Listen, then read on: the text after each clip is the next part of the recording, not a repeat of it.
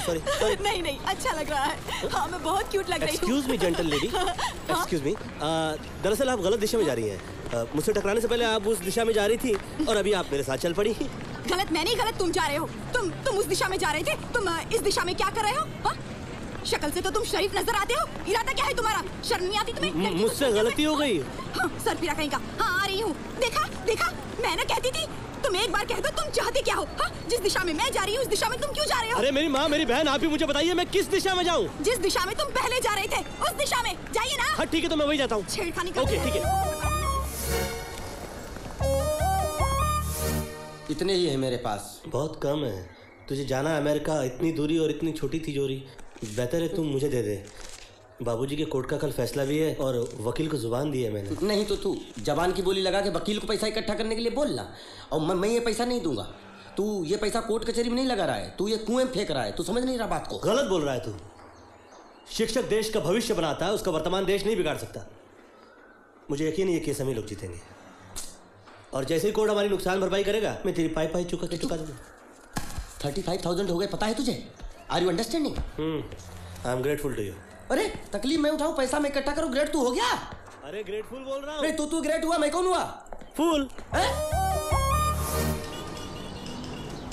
ये मेरे परिवार की रक्षा और उसकी जीत की फीस। तुम मुझे शर्मिंदा कर रहे हो। नहीं, बल्कि मैं माफी चाहता हूँ कि कल कोर्ट का फैसला है और मैं फीस आपको आज दे रहा हूँ। मास्टर जी ने मेरे बच्चों को भी पढ़ाया है, गुरु दक्षिणा देने का भाग्य तो मिलने दो। अफसोस की बात तो यह है कि तुम्हारा खड़ूस जीजा तुम्हारे घर में रहकर तुम्हारे पिताजी के खिलाफ केस लड़ रहा है। आज तक तो मैं खामोश रहा, लेकिन अब मैं चुप रहने वाला नहीं हूँ। ये जीजू हम दोनों के पिताजी के खिलाफ कोर्ट में केस कैसे लड़ सकते हैं?